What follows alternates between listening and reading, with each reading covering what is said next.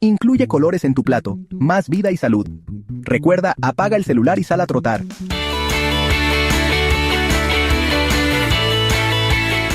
Veracruz es territorio Tebaer.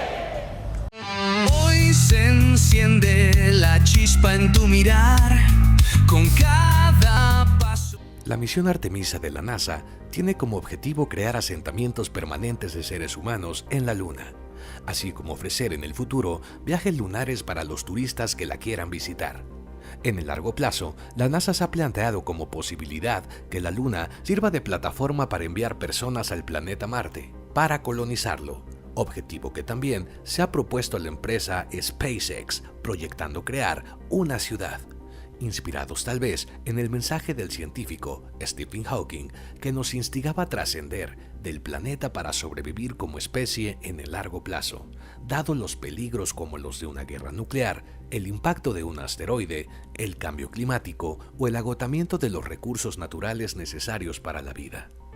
Y sí, como dice el doctor y ecologista Hilly Silver en sus reflexiones y conclusiones, el planeta Tierra es quizás una prisión, donde nos han remitido quizá por ser violentos, caóticos y agresivos, y somos prisioneros en ella, sin estar conscientes de ello, e inevitablemente tendremos que escapar de ella.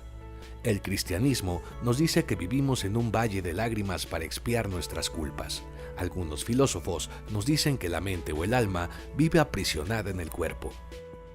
Sin embargo, la filósofa judía Hannah Arendt, en su libro sobre la condición humana, nos llama a pensar y tomar conciencia en lo que hacemos, en todos los sentidos, con nuestro planeta, entre nosotros pues, la Tierra, es la misma quinta esencia de la condición humana y la naturaleza terrena. Quizá sea única en el universo con respecto a proporcionar a los seres humanos un hábitat en que moverse y respirar sin esfuerzo ni artificio. No hay tal lucha entre la carne y el espíritu, nos dice Arendt. No es una ruptura entre el cuerpo y el alma, sino más bien es una decisión de la voluntad que se revela en sus decisiones y actos. Continúa en sus reflexiones: los hombres nacemos no arrojados al mundo, sino en medio de, es decir, con personas que ya existen ahí y de personas que vivieron antes de nuestra llegada y construyeron desde el lenguaje, la cultura, lo social histórico y existente, impulsaron valores que se reflejan en las instituciones formales e informales establecidas, lo instituido, como le llama Cornelius Castoriadis.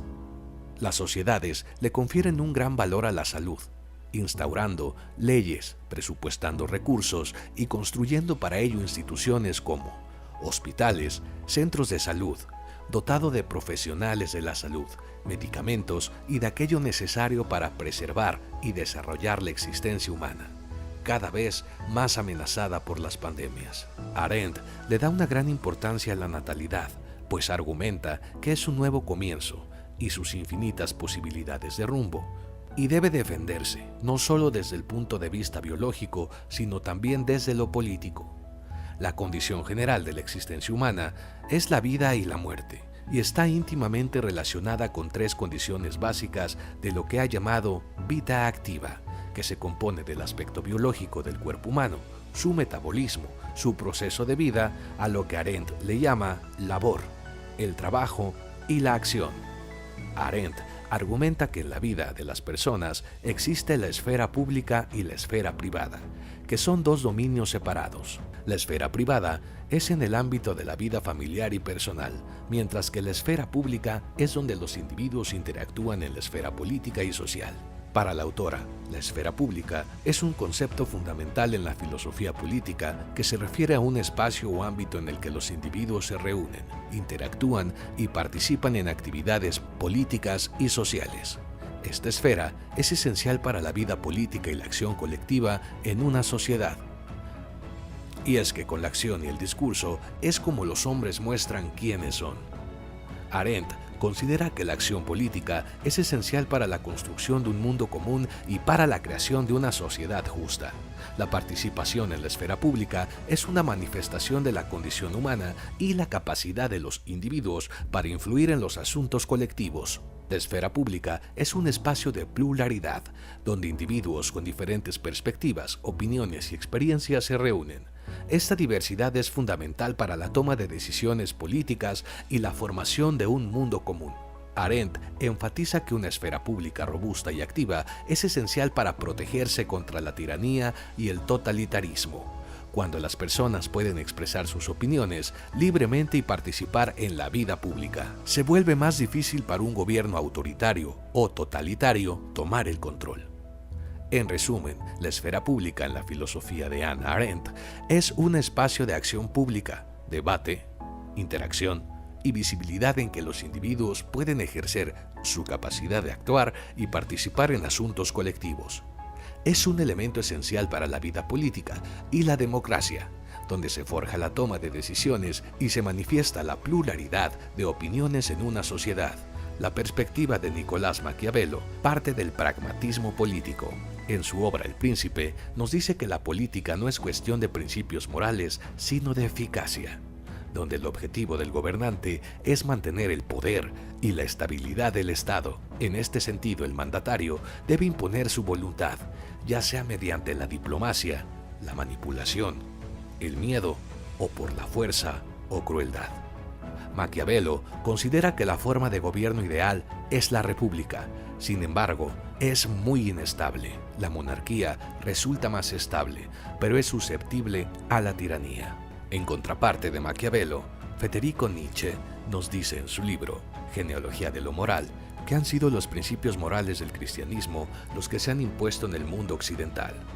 Para Nietzsche, la moral no es algo que se revela a la humanidad desde un mundo trascendente, sino que es una creación humana que surge de las relaciones sociales. Nietzsche analiza la génesis de la moral de los señores, que se basa en el poder y la fuerza.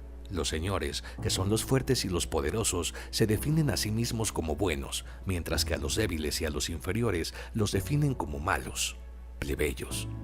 La génesis de la moral y de los esclavos se basa en la envidia y el resentimiento.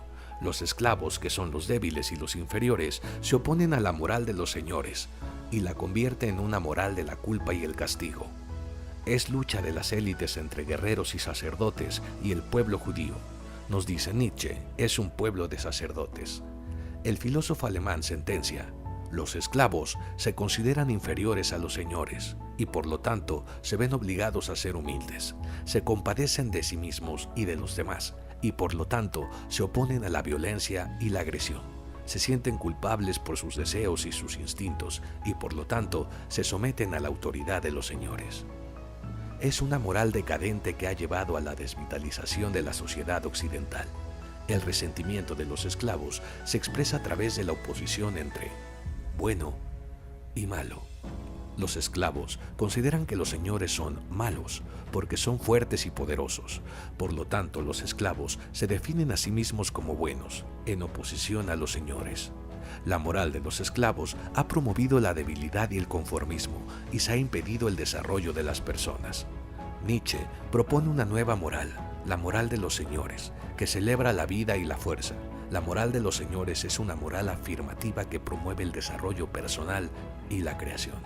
El filósofo griego Cornelius Castoriadis, en su texto La institución imaginaria de la sociedad, reconoce que nadie, a partir de Carlos Marx, puede pensar la historia olvidando que toda la sociedad debe de asegurar la producción de las condiciones materiales de vida y de todos los aspectos de la vida social.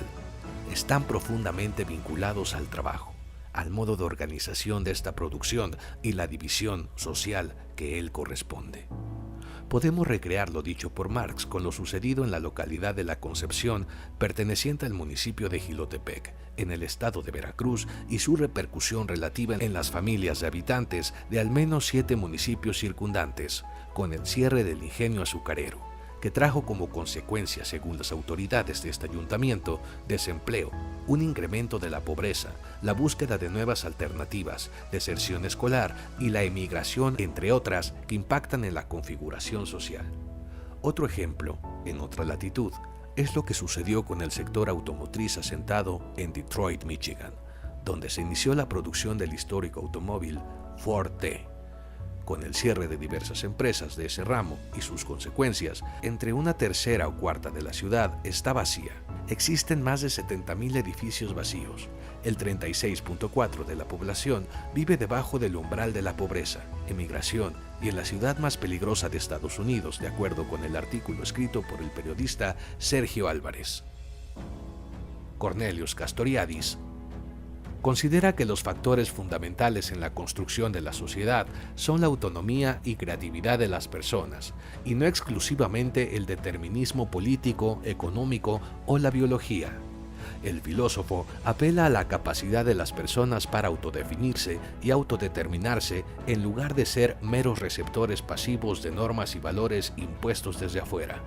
El concepto fundamental que Castoriadis plantea es su teoría del imaginario social, que la define como las representaciones colectivas, símbolos, valores, normas y significados compartidos que conforman la base de una sociedad y le dan sentido a la vida de sus miembros.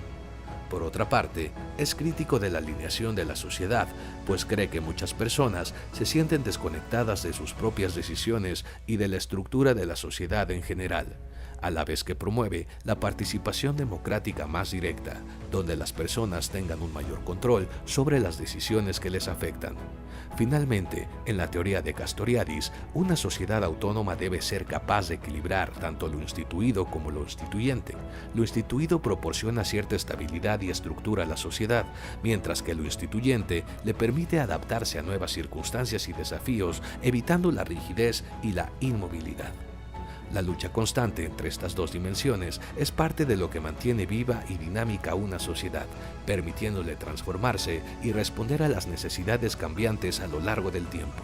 Hoy podemos encontrar los imaginarios sociales de la diversidad, del cambio climático, la sostenibilidad, entre otros. Ideas que vuelan como el viento sin final, revolucionando conciencias, todo puede empezar.